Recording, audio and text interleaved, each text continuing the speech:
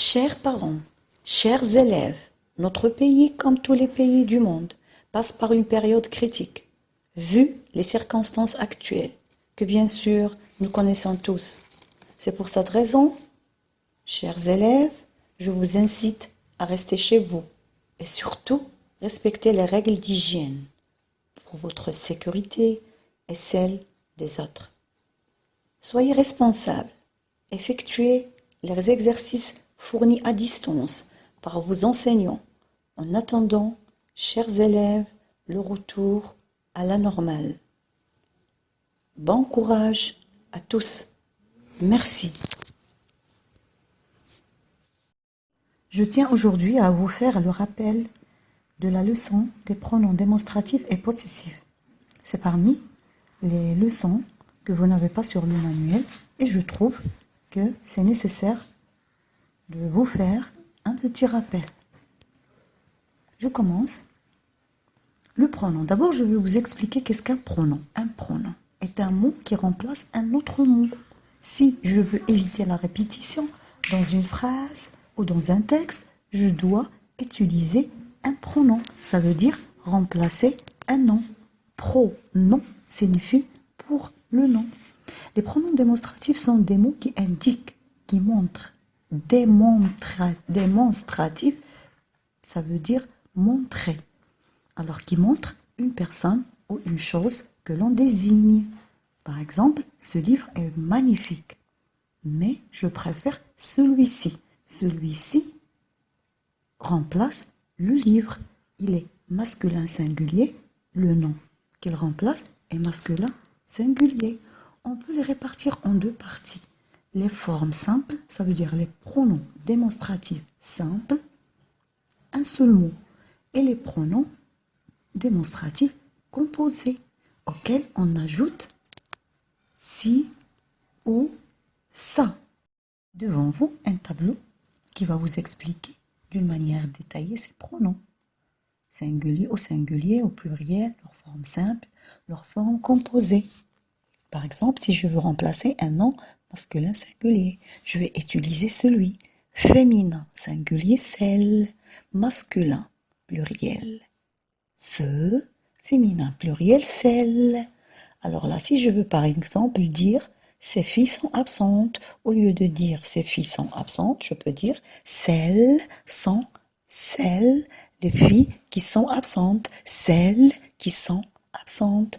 Pour les formes composées, celui-ci, celui-là. Pour le masculin, singulier. Celle-ci, celle-là, féminin, singulier.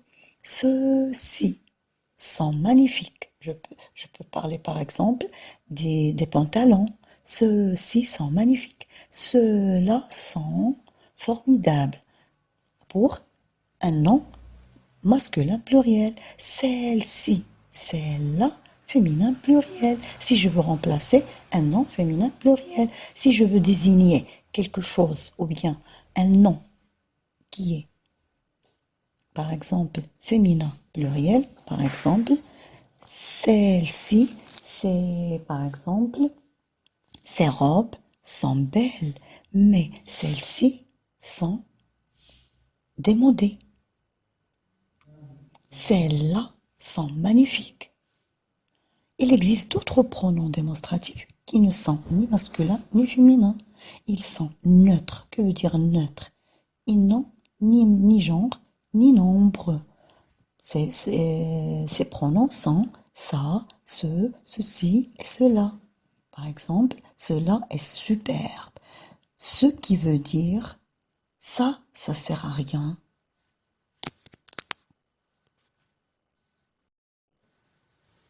Les pronoms possessifs. Après avoir expliqué les pronoms démonstratifs, maintenant possessifs. Lorsque je dis possessif, c'est la possession. C'est la possession, c'est posséder. Mon cheval est plus robuste que le tien. Le tien est un pronom possessif. On a déjà dit que le pronom remplace un nom. Le tien. Qu'est-ce que je remplace par le tien? Le cheval.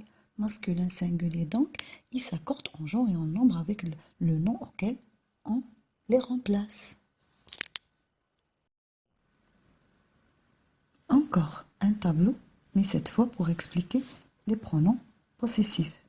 Là, je crois que vous connaissez déjà, juste un petit rappel. Le mien, le tien, le sien, le nôtre, le vôtre, le leur, c'est singulier. La mienne, la tienne, la sienne, c'est féminin. Les miens, les tiens, les siens, les nôtres, les vôtres, les leurs. Attention, les nôtres avec un accent circonflexe sur le haut. Les nôtres, les vôtres. D'accord? Et surtout, n'oubliez pas un accent circonflexe. Pour féminin pluriel, les miennes, les tiennes, les siennes, les nôtres, les vôtres, l'accent circonflexe. Et enfin, les leurs. Je veux vous dire que devant ces pronoms, il faut toujours mettre l'article défini, le, la, les. Ça dépend du nombre. Le, les, la, ainsi de suite.